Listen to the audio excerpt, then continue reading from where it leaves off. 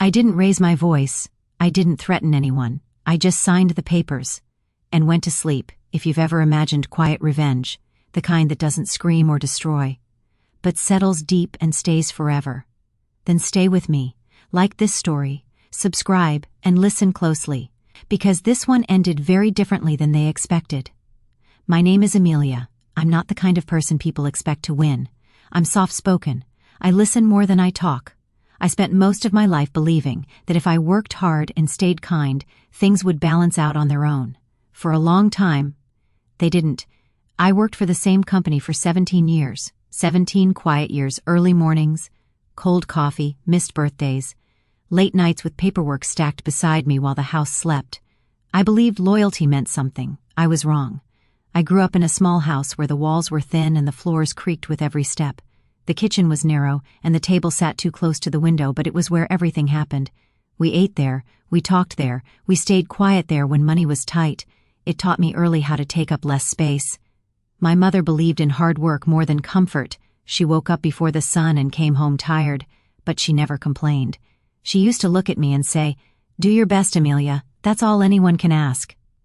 I carried those words with me, even when they grew heavy. When I got older, I wanted a life that felt steady, not fancy, just safe.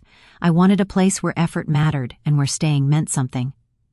That's why I stayed at the same company for so long. It felt familiar, predictable, like a second home. I met my husband when I was young. He was quiet in a different way than me, strong where I was soft. When life got hard, he didn't talk much, but he stayed. That mattered to me. We built our life slowly, piece by piece, never rushing. Then we had our daughter, Emma. She changed the way I saw time. Every hour felt more important. Every choice felt heavier. I wanted her to see me as someone reliable, someone who didn't give up just because things felt unfair. Most nights I came home tired but proud. I would hang my coat, kiss Emma on the head, and sit at the table while she told me about her day. Sometimes I barely heard the words. My mind was still at work. But I nodded. I smiled. I stayed present the best I could. The company felt like family back then. They remembered my birthday. They sent cards when Emma was born. They said things like, "We're lucky to have you." I believed them. I trusted the tone of their voices more than the fine print. Years passed quietly. Promotions came and went, mostly to other people. I told myself it didn't matter. I had stability. I had respect. Or at least I thought I did. I didn't notice when the warmth started to fade. It was slow, subtle, like a room cooling down without you realizing a window is open. But looking back, the signs were there. I just didn't know yet how much they would change everything. It started with small things that were easy to explain away. A meeting would happen and I'd hear about it afterward. An email chain would stop just before my name. I told myself it was an accident. People get busy.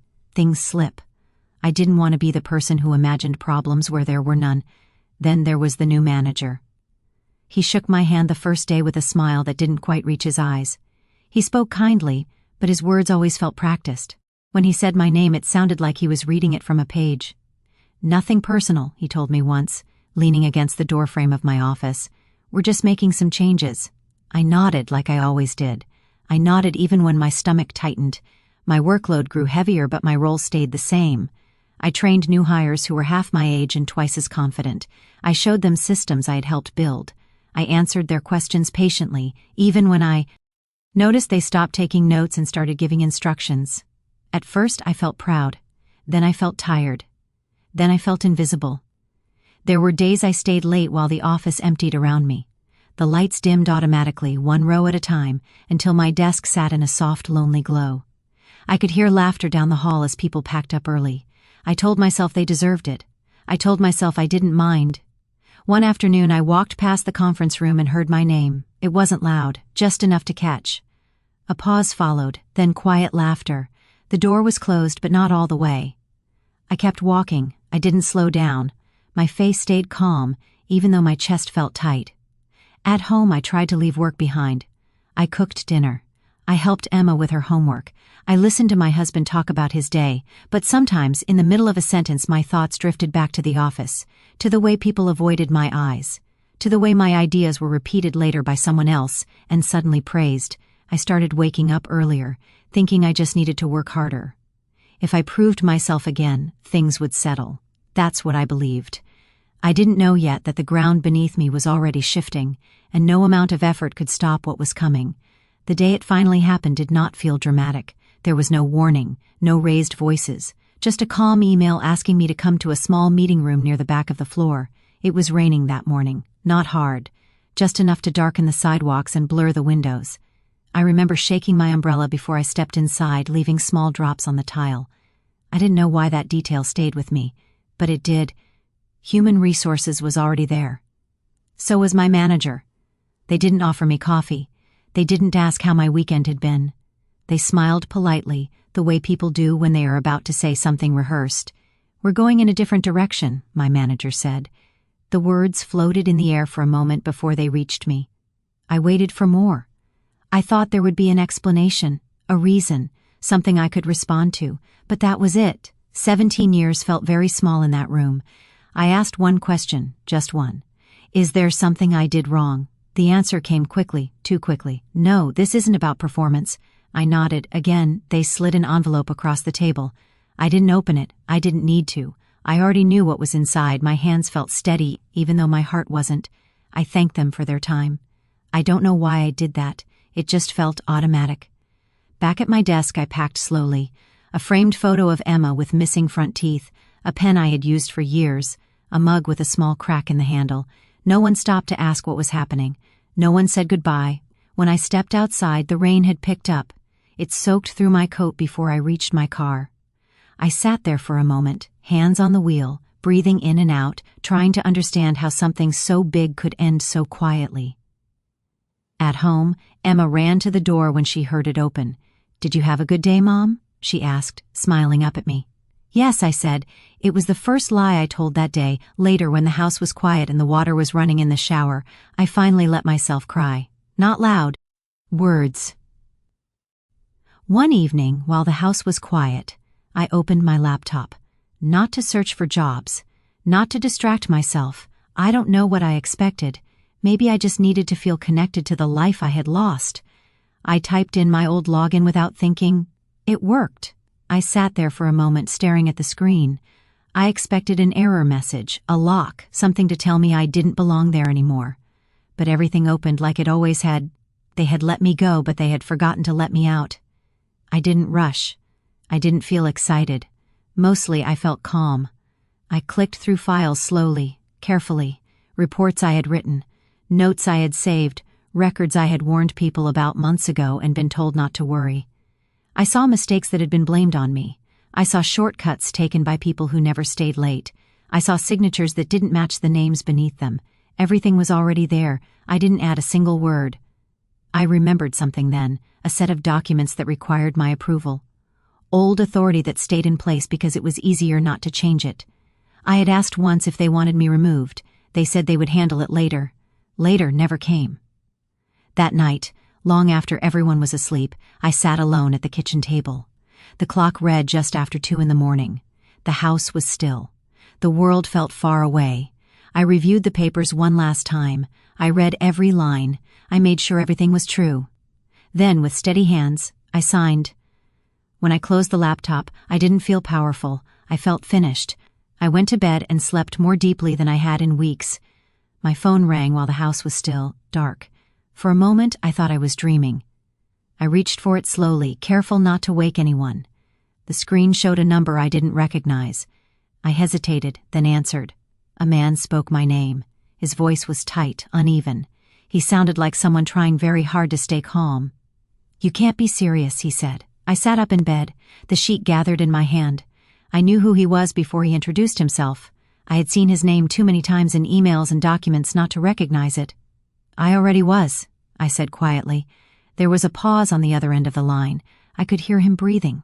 Papers shuffled. Somewhere far away, a door closed. "This action has consequences," he said. His voice shook now. "You need to understand that." "I do," I replied. He tried to explain, to soften the situation, to find a way around it. He spoke about process and intent and misunderstandings. I listened without interrupting. When he finished, there was nothing left to say. The information was already there, I told him. I didn't change anything. Silence filled the line again. Longer this time, Finally, he said my name once more, slower now, like it carried weight. Then the call ended. I lay back down and stared at the ceiling. My heart was calm. There was no rush of triumph, just a steady quiet, like something heavy had been set down at last. Outside, the night stayed still, and for the first time in a long while, so did I. By the time morning came, I could feel that something had shifted, even before I saw the signs. My phone stayed quiet, but the air felt different, lighter somehow. I made breakfast for Emma like I always did. Toast, fruit, a glass of milk. Ordinary things on an ordinary morning. Later that day, messages started appearing online, not about me, about the company. Words like investigation and suspension showed up in headlines. Names I recognized were suddenly paired with careful statements and formal apologies. I watched from a distance. I didn't comment. I didn't share. I didn't explain my role to anyone. It wasn't mine to announce. My husband asked me if I was okay. I told him yes, and this time it was true. We sat together in the living room, not saying much. The quiet felt comfortable, not heavy. That afternoon, Emma sat at the table drawing. She looked up at me and tilted her head, studying my face the way children do when they sense a change. "You seem lighter, Mom," she said. I smiled at her. "I feel lighter." It wasn't because people were being held accountable. It wasn't because titles were being taken away. It was because I had finally stopped blaming myself for things that were never mine to carry. That evening, as the sun went down and the house filled with soft shadows, I realized something important. Closure doesn't always come with an apology. Sometimes it comes quietly when the truth is finally allowed to stand on its own, and that was enough for me. For a long time, I thought revenge had to look a certain way. Loud, sharp, full of anger. I thought it had to leave a mark that everyone could see. But that isn't what stayed with me in the end. What stayed was the quiet. I didn't cheer when I heard what happened. I didn't feel proud in the way people imagine. Mostly, I felt calm, like I had finally stepped out of a room that had been slowly closing in on me. I never reached out to anyone from the company. I didn't need explanations or apologies. I had spent too many years asking for understanding that never came. Letting go felt better than holding on. I learned that silence can be strong, that patience can outlast cruelty, that sometimes the most powerful thing you can do is tell the truth and then step back. Life didn't suddenly become perfect. I still worried. I still doubted myself sometimes, but I no longer questioned my worth. I had seen what happens when people build their success on shortcuts and silence. Eventually, it catches up. If there is a lesson in all of this, it's a simple one. You don't have to fight to be heard. You don't have to break yourself to prove your value. Sometimes, the quiet path leads you exactly where you need to be. And when you finally close that door behind you, you don't slam it. You just let it close.